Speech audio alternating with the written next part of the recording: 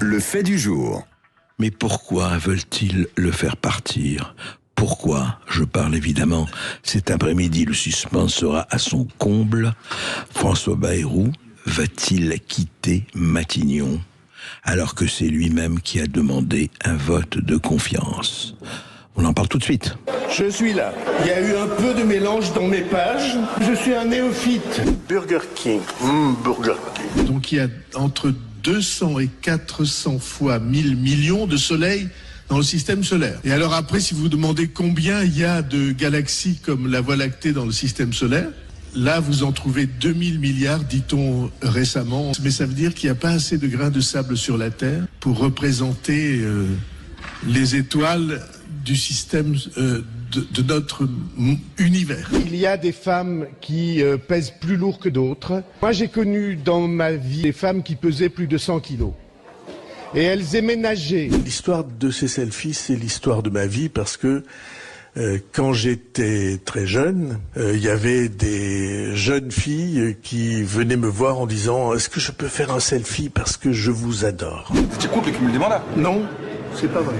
Peut-être, j'ai oublié. Mais grand nombre de celles-là sont depuis venues me voir en disant « Est-ce que je peux faire un selfie parce que ma mère vous adore ?» Est-ce que vous vous êtes aperçu qu'il pleuvait ? Je viens de le voir, monsieur le Premier ministre. Vous serez de nouveau candidat au poste de Premier ministre, voire de président de la République ? Inch'Allah. Faut-il nous quitter sans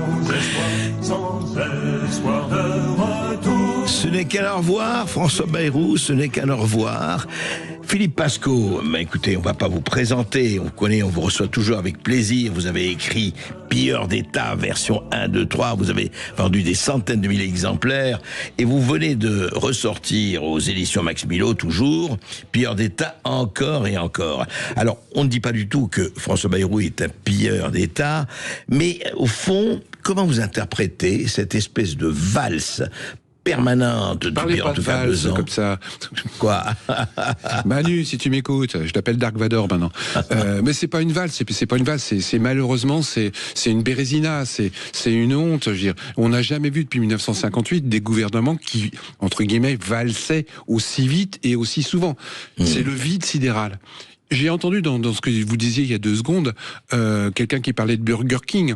Aujourd'hui, on est dans la politique de la malbouffe. C'est-à-dire que c'est du n'importe quoi. On ne sait pas ce qu'on mange, on ne sait pas comment on le mange, on ne sait pas ce qu'il y a comme produit, mais en temps, c'est le peuple qui l'ingurgite et c'est le peuple qui a une indigestion. Par contre, pendant ce temps-là, ces gens-là, eux, ils mangent bien. Mais alors justement, au-delà de nos incantations et de notre colère, de la vôtre, au fond, est-ce que c'est vraiment quelque chose qui ne marche plus et dont on voit comment on a atteint les limites? Je rappelle simplement, au début, on sait très bien que le Parlement, il n'y a pas de majorité, en tout cas, il n'y a pas de parti majoritaire, il n'y a pas de formation majoritaire, ils s'entendent, et puis là, apparemment, encore une fois, on verra bien ce qui va se passer cet après-midi, apparemment, ils s'entendent, en tout cas, les oppositions s'entendent, et ils peuvent être majoritaires pour renverser le gouvernement. Alors, certains pensent, comme vous le savez, à la dissolution avec de prochaines élections législatives, mais au fond, on se demande, mais comme ça peut durer encore jusqu'à la fin du mandat de Macron, c'est-à-dire pendant 1 an et demi. C'est évident, parce que, en plus, il faut le savoir, et je le mets dans mes livres, la soupe est tellement bonne pour tous ces élus, la soupe est tellement bonne que les mecs n'ont pas du tout envie de la lâcher, que ça soit de droite ou de gauche. Donc moi, on parle de dissolution, on parle de vote de conscience, on parle de vote de censure, mais il y a déjà longtemps que ces gens-là auraient pu faire un vote de censure. Pourquoi ils ne l'ont pas fait avant? Pourquoi ils l'ont pas fait avant? Bah oui, pourquoi? Parce que justement, la soupe est pas bonne, la soupe est trop bonne, et qu'à partir du moment où il y a une dissolution, il y en a plein qui ne sont pas sûrs d'être élus. Et quand vous voyez ce que touche un parlementaire, on se pose vraiment des questions. D'ailleurs, je voudrais qu'on en parlera peut-être tout à l'heure de l'inéligibilité de certains qui, en fin de compte, n'est pas effectuée pour les députés. On va en reparler, mais quand vous dites, écoutez, c'est normal qu'ils soient bien payés, le travail de parlementaire est pas facile quand même. Mais André, moi que les gens soient bien payés, je suis d'accord, mais qu'ils fassent leur travail. Qu'ils bossent réellement. Vous avez des députés, là, on a un classement des députés qui viennent à l'Assemblée nationale. Je vais en citer un qui bosse un petit peu de temps en temps. Monsieur Ramos, par exemple. Ouais. Il est 357e en présence à l'Assemblée nationale. 357e. Sa présence à l'Assemblée nationale est de l'ordre de 3%. C'est-à-dire qu'il est venu 3% du temps à l'Assemblée. C'est pas moi qui le dis, c'est des chiffres officiels. C'est une boîte qui s'occupe de référencer. Donc il faudrait déjà que ces gens-là soient bien payés, je veux bien. Mais qu'ils soient là. Mais qu'ils soient là. Et qu'ils posent des réelles lois. Parce que je l'ai mis dans mes livres. Ils écrivent même plus leurs lois. C'est des lobbying qui souvent écrivent les lois. Et eux, ils ont juste à faire un copier-coller de la loi que leur a fait un lobbying et ils la font voter. Et un dernier petit détail. Quand les lois sont importantes à 2h du matin sur la sécurité sociale, et là où je l'écris, et que vous avez que 4 députés dans l'Assemblée, ça pose quand même un problème. Alors Philippe, j'allais vous interroger là-dessus. Moi aussi, c'est quelque chose qui, d'ailleurs, on n'est pas les seuls à être scandalisés par ça. Comment il se fait que, comme vous dites, sur des lois extrêmement importantes qui touchent tous les Français, qu'il n'y ait pas un minimum, qu'on ne vote pas cette loi s'il n'y a pas un minimum de quotas à l'Assemblée. Ils sont 577. Mais c'est eux qui font les lois. Vous pouvez avoir qu'un seul député, c'est déjà arrivé dans l'Assemblée pour voter une loi. Ils peuvent. C'est arrivé. Oui. Vous voulez dire une loi votée par un député, il n'y a personne d'autre. Oui, et ils ont été obligés d'arrêter la séance, de prendre le téléphone, de rappeler des députés pour qu'ils viennent. Il y en avait qui étaient à l'Assemblée, il y en a qui dormaient, il y en a qui pour qu'il y ait un minimum d'une dizaine de députés pour voter la loi. Un seul député et vous pouvez. Vous voulez dire qu'il n'y a aucune limite, c'est-à-dire qu'on est 5, on vote la loi, les autres sont pas là, mais tant pis. Je l'ai mis dans mes livres. Les sénateurs. Peuvent avoir jusqu'à 100 procurations par sénateur. 100 procurations par sénateur. Donc vous comptez le compte, il y a 357 signateurs, ils viennent à 3, ils ont 100 procurations et ils votent. Ces gens-là, c'est eux qui font la loi, ils les font pour eux s'arranger. C'est valable pour le peuple. Hein. Vous êtes dans une association, si vous n'avez pas le quorum, vous ne pouvez pas voter. Hein. Vous êtes obligé de reporter. Oui. Eh ben, les gens qui votent des lois qui obèrent notre vie pour les 20 prochaines années, ils peuvent être tout seuls. Il n'y a pas de problème, ça passe crème. Et je l'ai mis, j'ai les chiffres, moi. Il y a des lois hyper importantes où ils étaient 3-4. Oui, et qui engagent notre avenir, notre présent, etc. Pour 20 ans, 25 ans. Donc ça va, vous êtes bien payés, les enfants, faites bien votre travail. Oui, ça c'est quand même quelque chose qui est... Parce qu'on voit ça, et encore une fois, droite et gauche confondues.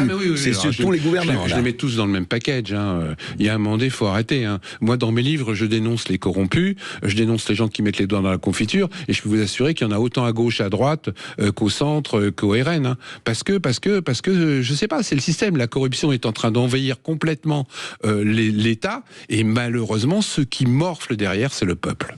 Oui, alors, justement, et personne... Et en plus, on a plein de menteurs. Hein. Mais alors, dites-moi, mais vous parlez justement, je rappelle, dans la prière d'insérer, hein, que de pilleurs d'État encore et encore, vous dites ceci, d'abord, Emmanuel Macron avec François Bayrou, en 2017, hein, premier mandat, il est désormais impossible d'être élu quand on a un casier judiciaire B2. Menteur. Vous dites rien de plus faux. Hein, vous menteur. Je l'affirme. Fais-moi un procès, Macron, s'il te plaît. J'affirme que Monsieur Macron, aidés par M. Bayrou, sur le casier judiciaire vierge qu'ils devaient instaurer pour être élus, nous ont menti. Mais si c'était le seul mensonge. Alors justement, parlons justement l'autre mensonge, etc. L'augmentation des salaires. Dites-moi, comment ces gens-là s'augmentent eux-mêmes leur salaire en permanence? C'est eux qui votent. Il n'y a pas longtemps, alors que dans le même temps, ils nous demandaient de nous restreindre. Les députés se sont augmentés de 300 € et les sénateurs de 700 €. Mais en plus, il y a plein de petits à côté où ils s'augmentent. Hein.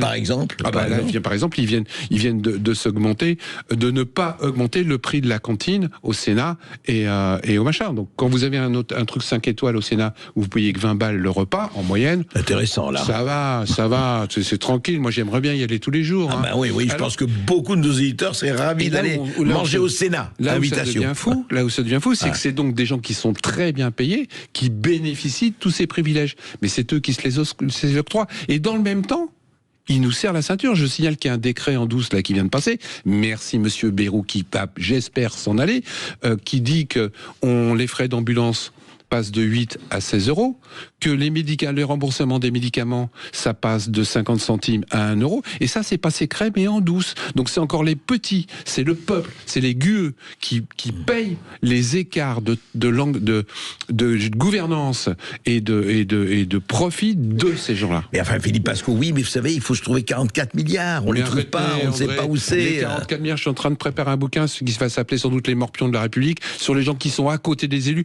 qui, je peux vous assurer, s'en mettre plein les poches. Je signe dans mon bouquin, excusez-moi, je vais le dire, Monsieur Arnaud, qui dernièrement a été condamné officiellement, entre guillemets, à 1 milliard €. Vous voyez, 40 moins 1 milliard, ça nous en déjà plus que 39 à trouver, on est d'accord?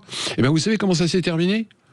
et j'ai les preuves, hein, il a été condamné il a négocié 12 millions d'euros d'amende, donc 50 centimes. Il y a un moment donné, il faudrait que la justice, et Dieu sait si je la respecte, fasse son boulot aussi bien pour les grands que pour les petits. Selon que vous serez puissant ou misérable, hein, certains La Fontaine. Il y a ceux qui connaissent les juges et il y a ceux qui connaissent la loi. Mais il y avait autre chose aussi, vous savez, une espèce de slogan qu'on entendait, moralisation de la vie politique.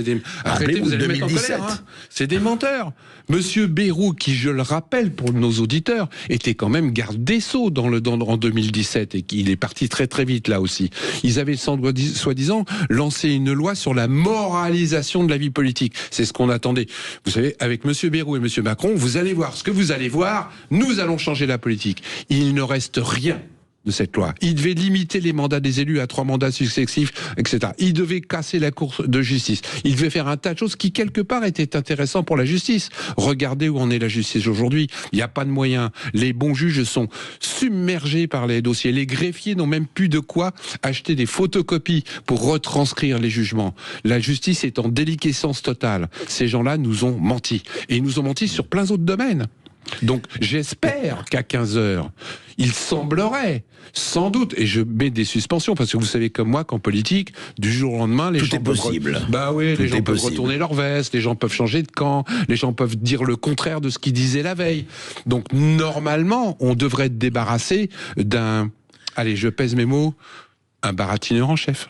Mais Philippe Pasco, oui d'accord, mais c'est très bien de dire tout ça, mais on remplace par quoi? Le problème est là. Si le système, si vous dites, ce que vous dites, c'est que le système est aussi, je dirais pas pourri, mais il est complètement, oui, enfin, en tout cas, il est piégé par lui-même. C'est un serpent qui se mord la queue. Donc, ok, puisque il n'y a ni référendum pour que le peuple s'exprime. Alors, quand il y a une manifestation déjà récupérée par la droite, la gauche, etc., ce qui est hélas... Ou nassé. Hein? Ou nassé, exact. Ou nassé, voilà, exactement. Mais alors, qu'est-ce qu'on fait? On fait rien, on attend, on vitupère, on parle... Allez voter. Arrêtez de voter pour des élus ripoux. Moi, je suis fou de rage. Et mon premier bouquin, je l'ai sorti en 2013. Il y avait 400 élus. C'est la première fois en France où on mettait le nom, vous vous rappelez, on mettait le nom des élus qui avaient mis les doigts dans la confiture. Je me suis dit, en 2014, ils vont pas être élus. Il y en a 250 qui sont passés au premier tour. Comment ça se fait qu'il y a des élus dont on sait, et le peuple le sait, que ces gens-là sont des ripoux, ils sont quand même réélus? Votez. Il y a des endroits en Seine-Saint-Denis où il y a 90% d'abstention hors urne. 90% d'abstention. Hors urne. Vous savez, je le cite toujours dans mes conférences, le remplaçant de M. Valls, il a été élu avec combien de voix?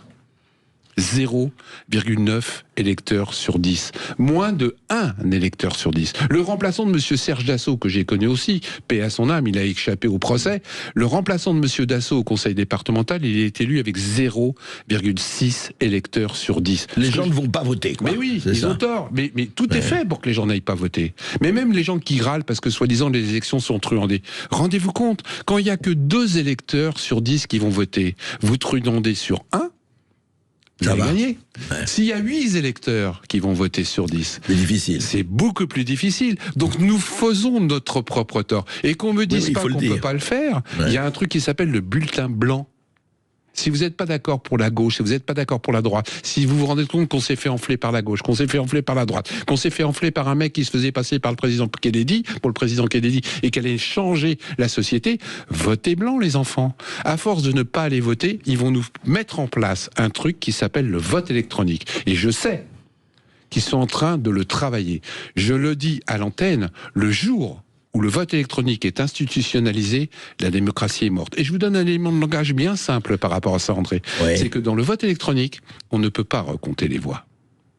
Et à partir du moment où on peut pas recompter les voix, à partir du moment où on peut pas recompter les voix, c'est mort. Avec les mains, bien sûr. Oui. À partir du moment où on peut pas recompter les voix, les gens qui ont truandé derrière l'ordinateur, entre guillemets, le bulletin de vote, c'est mort.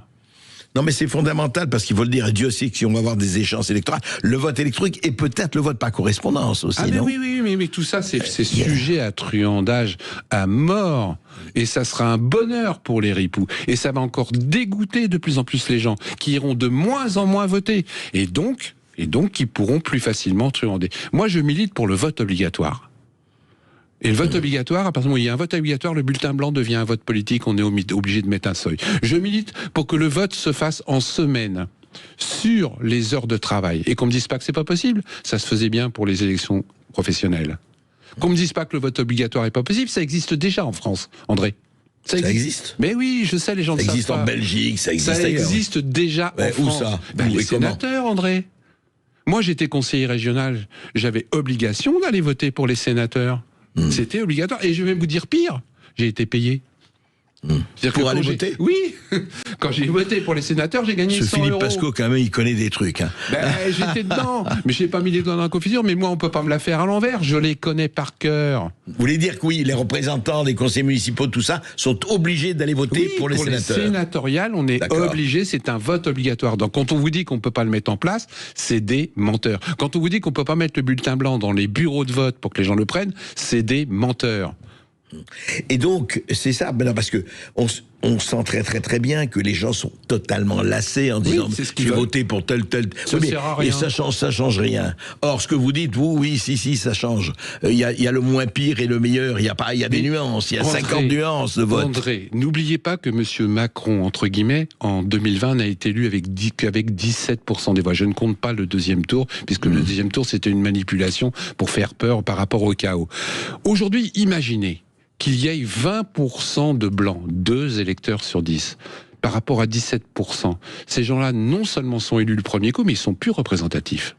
Et à partir du moment où ils sont plus représentatifs, ils seront obligés de changer la loi. Oui, c'est un vote obligatoire et reconnaissance du vote blanc. Mais c'est obligé. S'il y a un vote obligatoire, automatiquement, le bulletin blanc devient un vote politique. Donc on met un seuil. Il y a 96 pays au monde qui ont le vote obligatoire. Je ne dis pas que c'est la meilleure solution. Mais c'est mieux que ce qu'il y a aujourd'hui. Ce qui est intéressant, ce qui est amusant, si l'on veut, disons, on a envie de rire jaune, c'est qu'aujourd'hui, ce n'est pas le vote des Français qui compte, c'est le vote des députés, s'il s'agit de renverser un gouvernement ou pas. C'est les Français comptent pour du beurre, les seuls qui comptent, c'est le vote des députés. Mais les Français, on leur demande plus maintenant, comme on leur demande pas de lire les étiquettes, on leur demande de consommer, on leur demande de se taire et de voter ce qu'on leur demande de voter ou de ne pas les voter, mais surtout de ne pas réfléchir. C'est ce qu'on veut de plus. Et ils sont en train de l'institutionnaliser. C'est-à-dire qu'on nous prépare des générations d'abrutis. Écoutez, j'espère que vous serez démenti par les faits, mon cher Philippe, mais effectivement, il faut regarder ça. C'est vrai, et vous n'êtes pas le seul. Un certain président Trump a dit, pas question du vote électronique, c'est un vote de farce et d'escroquerie. Exactement. Et je vais quand même vous donner un petit scoop sur Sud Radio, parce que j'aime bien que donc d'aucun journaliste n'a parlé jusqu'à présent, qui s'appelle l'inéligibilité. Vous savez que il y a des inéligibilités à exécution immédiate. On est d'accord, Madame Le Pen a été condamnée. Ouais. Julien Laudoul a été condamné. Ouais. Et bizarrement, pour les députés, c'est pas applicable tant qu'on n'arrive pas en cassation. Expliquez-moi. Donc le petit maire qui a fait une petite connerie, etc., qui lui est condamné à une inéligibilité immédiate, etc., lui, le jour d'après, le préfet le destitue. Les députés, non.